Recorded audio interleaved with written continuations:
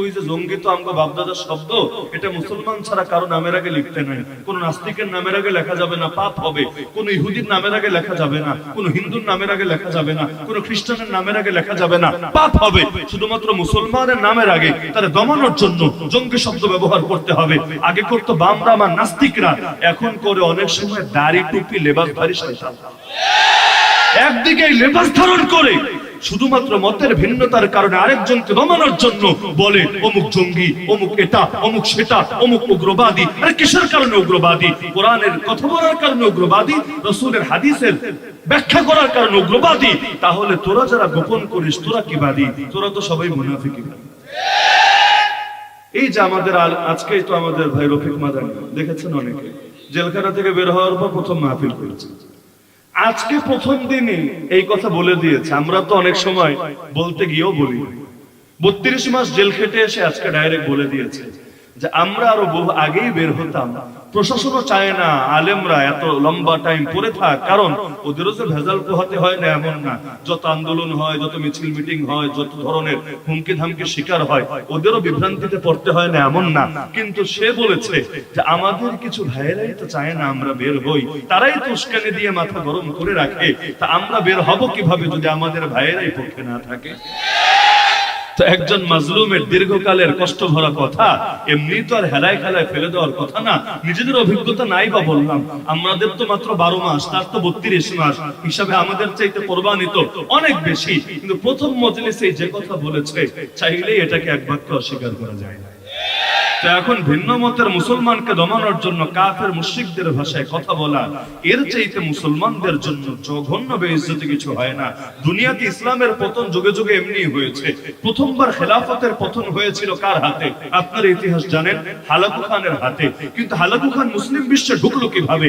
কারণ তার দাদা চেঙ্গিস খানকে মুসলিম বিশ্বে ঢুকিয়েছিল কারা? এই খেলাফতের ধ্বজাধারী আব্বাসী খলিফা নাসির, যে 52টা বছর বাগদাদের খেলাফতের মসনদে বসে গোটা মুসলিম বিশ্বকে শাসন করেছে।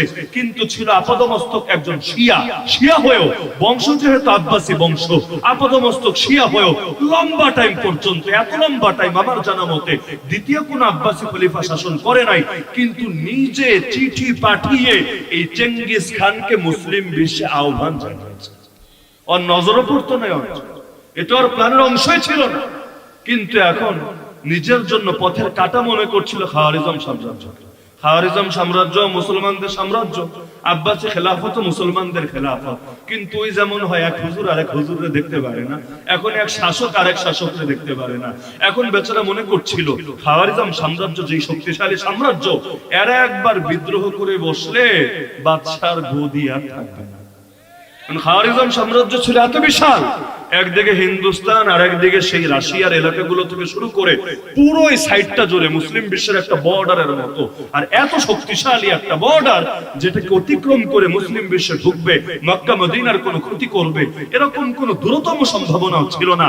কিন্তু বাদশার মাথায় আসলো, আমি তো পারবো না এদের সাথে কুলাতে, কিন্তু রক্তখেকো চেঙ্গিস বাহিনী যেহেতু রক্তের পিয়াসু, আবার হলো ক্ষমতার লোভী, টাকা পয়সার লোভী, ওদেরকে কোনোভাবে আনা যায় কিনা দেখি। এখন চিঠি পাঠাতে চেয়েছিল, কিন্তু খাওয়ারিজম বাদশারা আগ থেকেই সচেতন ছিল, সতর্ক ছিল। তারা জানতো খলিফার মনের মধ্যে এই ধরনের প্ল্যান আছে, পরিকল্পনা আছে। এজন্য তারা এত বেশি সতর্ক ছিল, একটা কবুতরকে পর্যন্ত উপর দিয়ে উড়ে যেতে দিত না। স্বাভাবিকভাবে সন্দেহ হলেই সেটাকে তীর মেরে নিচে ফেলে দিত। তো বাদশা চিঠি কেমনে পাঠাবে? কবুতর দিয়ে পাঠানোর সুযোগ নাই, মানুষ দিয়ে পাঠানোর সুযোগ নাই। কোন ব্যবসায়ী কাফেলা গেলে এমন ভাবে সার্চ করতো, এমনকি মহিলা হলেও আলাদা কামরায় মহিলা দিয়ে পাঠিয়ে গোপন জায়গাগুলো পর্যন্ত চেক দিত, যাতে করে কোনো বার্তা, কোনো চিঠি এপার থেকে ওপারে যেতে না পারে। শয়তানের বুদ্ধির কে শেষ থাকে? আকাশের যত তারা শয়তানের তত ধারা। এখন বেচারা তার এক লোককে ডাকিয়ে এনে ওর মাথার সব চুল কামিয়ে দিয়ে, কামানোর পর রক্ত দিয়ে, মানে ব্লেড দিয়ে মাথা কেটে কেটে কেটে রক্ত দিয়ে এই মাথার মধ্যেই চিঠি লিখল। চিঠির ভাষ্য ছিল, চেঙ্গিস খান, তুমি যদি খাওয়ারিজম সাম্রাজ্যের উপর অ্যাটাক করো, এপাশ থেকে আমার সার্বিক সহযোগিতা পাবা। আমি তোমাকে দাওয়াত দিচ্ছি, তুমি ওদিক থেকে হামলা চালাও, আমি এদিক থেকে তোমার সাপোর্ট দিব। পুরো খাওয়ারিজম বরবাদ হবে, পুরো রাজত্ব তোমার দিয়ে দিব। এইরকম অফার পেলে ক্ষমতা লোভী আর রক্ত পিয়াসুরা কি এটারে সহজে অতিক্রম করতে পারে? যার যেই লোভ সে তো আর এই লোভের এত সহজে ছাড়তে পারে না। এখন লিখেছে তো মাথায়, এর দেখবে তো সবাই, এজন্য অপেক্ষা করলো চুল উঠুক। চুল উঠে চুল বড় হয়েছে, মাথার লেখা সম্পূর্ণভাবে ঢেকেছে, এরপর পাঠিয়ে দিয়েছে, আর কোনো চিঠি লাগবে না, তুই তোর মাথাটা লয়ে চলে যাবে। এখন চেক তো পুরো শরীর করেছে, কিন্তু চুলের মধ্যে যে মাথা, সেই মাথায় চিঠি লেখা থাকতে পারে, এটা খাওয়ারিজম বাদশাদের কল্পনায় আসে। চলে গেল ওপারে, গিয়ে চেঙ্গিস খান রে বললো, খলিফার পক্ষ থেকে সালাম। এটা লাল সালাম না নীল সালাম? আল্লাহ ভালো থাকে। খলিফার পক্ষ থেকে সালাম, আমার মাথায় খলিফা চিঠি লিখে দিয়েছে, মাথার চুলগুলো কামানোর ব্যবস্থা করো, চিঠি খুঁজে পাবা। যেই মাত্র চুলগুলো কামালো, তার চোখগুলো আনন্দে চিকচিক করে উঠলো। আরে এতকাল কষ্ট করে তাকে অর্জন করতে হয়েছে, এবার সম্পদ নিজের থেকে তার সামনে এসে ধরা দিয়েছে, এই লোককে আর ছাড়তে পারে? ব্যাস, দাদাজি হামলা চালালো খাওয়ারিজম সাম্রাজ্যের উপর, বরবাদ করে ছাড়লো। একবার বরবাদ হওয়ার পর দ্বিতীয়বার আবার ঘুরে দাঁড়িয়েছিল, কিন্তু কাজ হয় নাই। চূড়ান্ত ভাবেই খাওয়ারিজম সাম্রাজ্য নামটাই দুনিয়ার ইতিহাস থেকে হারায় গেল। দাদা করে গেল এই কাজ, নাতি আসল হালাকু খান, সে ভাবলো এখন তো আব্বাসী খলিফাই দুর্বল, পরে আর রাইখা লাভটা কি? খাল কেটে কুমির যখন আনে, কুমির শুধু দুশ্মনরা খায় না, যে আনে তারও একসময় খেয়ে ফেলে। হালত এমন হয়, মির্জাফর রে দিয়া নবাব রে দমায়, মীর সাদেক রে দিয়া সুলতান রে দমায়, কিন্তু টিস্যুর কাজ যখন শেষ হয়ে যায়, টিস্যু কেউ পকেটে ঢুকায় রাখে না। ওই নোংরা ওই গান্ধা টিস্যু কমোডার বাথরুমে ফেলে সুন্দর মতো ফ্লাশ করে দেয়। আজকে দালালরা তো ভাবে শুধু হুজুরদেরকে অথবা দ্বীনের জাগ্রত সৈনিকদেরকে দমায় দিতে পারলেই মনে হয় মিশন সাকসেসফুল হবে, কিন্তু দালালের বাচ্চারা জানে না, ওদের প্রতি ন্যূনতম কোনো মহাব্বত ওই কাফেরদের দিলে থাকে না। আফগান ছেড়ে যখন যাচ্ছিল মনে নাই, কেউ বিমানের চাকা ধরে, কেউ বিমানের ছাদে চড়ে, কেউ ডানা আগলে রেখে বাঁচতে চেয়েছিল যে আমাদের রব আমেরিকা আমাদেরকে এভাবেই ছেড়ে যাবে, হতে পারে না। 19টা বছর দালালি করলাম, দালালির কিছু না কিছু প্রতিদান তো দেবে, কিন্তু যা যাওয়ার ঠিকই চলে গেছে। বাংলায় বলে নিজে বাঁচলে বাপের নাম, নিজেরই কুল কিনারা নাই, এইখানে বোম ফুটে ওইখানে বোম ফুটে, কখন কি হয় না হয়।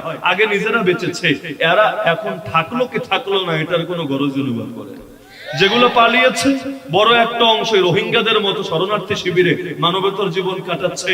আর কেউ কেউ, যার মধ্যে বড় বড় সেনাপতি, আর্মির বড় বড় অফিসার, এমনকি কোন কোন মন্ত্রী আছে, পশ্চিমা বিশ্বে গিয়ে উবার চালিয়ে, ট্যাক্সি চালিয়ে ফেসবুকে সেলফি দিচ্ছে, হাই বন্ধুরা আমি এখন উবার চালাচ্ছি, কেমন লাগছে? কি জীবন থেকে কি জীবনে চলে এসেছে। দালালি আর রাজাকারীর উত্তম প্রতিদান পেয়ে গেছে। তো এখন আব্বাসী খলিফা খাল কেটে কুমির আনলো, হালাকু খান এসে তাদেরকেই বরবাদ করে ছাড়লো।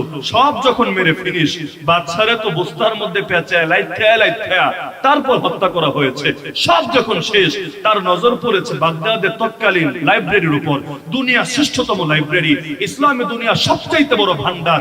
এটার দিকে যখন নজর পড়লো, বাহিনীকে আদেশ দিল একটা বইও যাতে বাকি না থাকে, সবগুলোকে পুড়িয়ে ছাই বানিয়ে। এবার তার দরবারের এক মন্ত্রী বলল, বাদশা জাহাপনা, বইগুলোর কি অপরাধ? বইগুলো রাখলে হয় না? এগুলো আমাদের উপকারে আসবে, জ্ঞানের মাধ্যমকে কখন অবমূল্যায়ন করতে হয় না।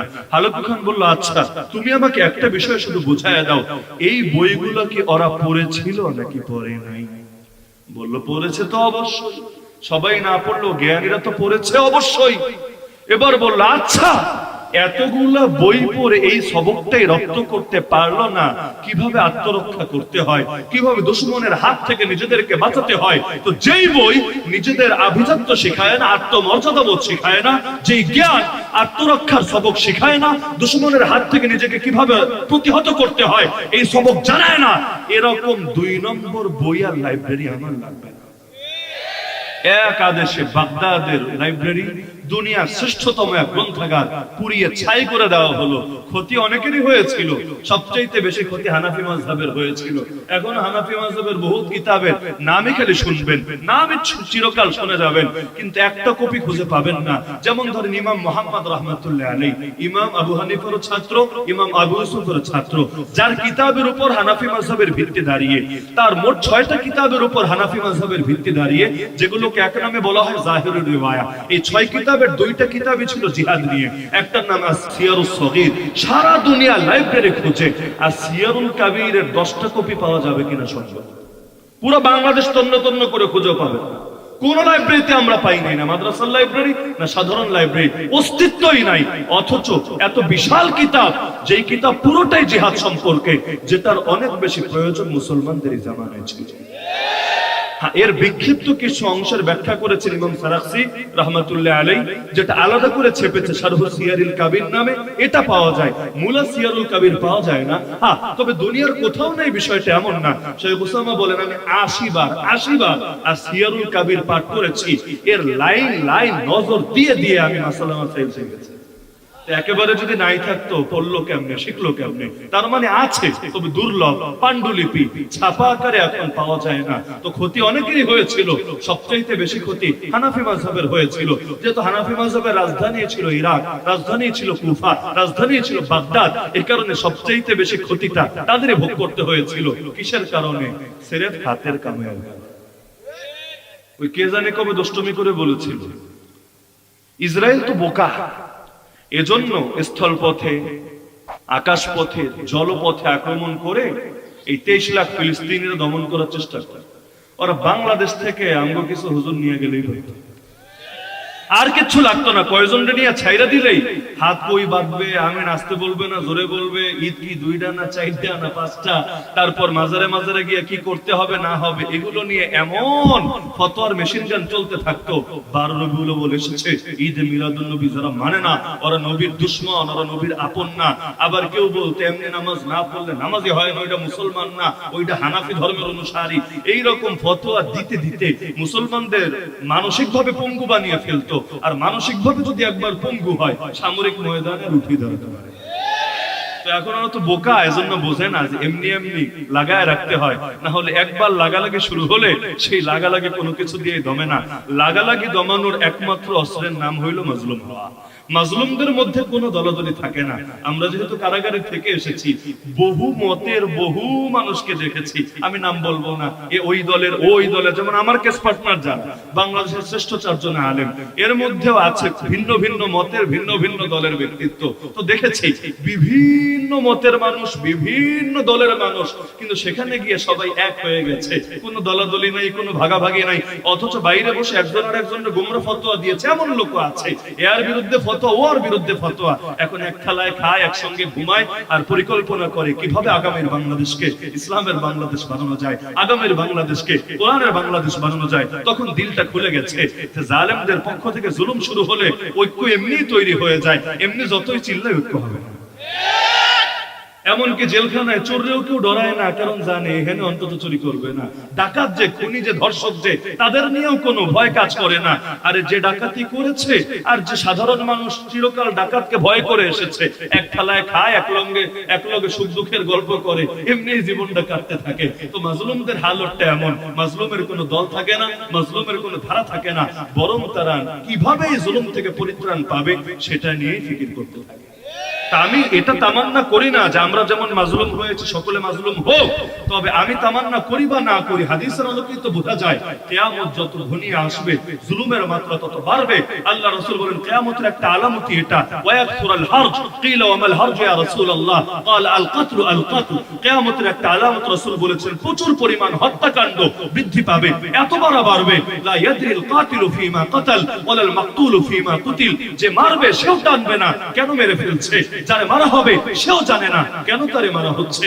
আজকে অনেক ক্ষেত্রে এমন অবস্থা, সাধারণ সৈনিক, সাধারণ কনস্টেবল, সে জানে না কেন তাকে গুলির আদেশ দেওয়া হয়েছে, যার বুকে গুলি চালানো হয়েছে সেও টের পাচ্ছে না কোন অপরাধে তাকে মেরে ফেলা হয়েছে। অথচ সে আল্লাহ তার রাসূলের ভালোবাসায় রাজপথে এসেছে।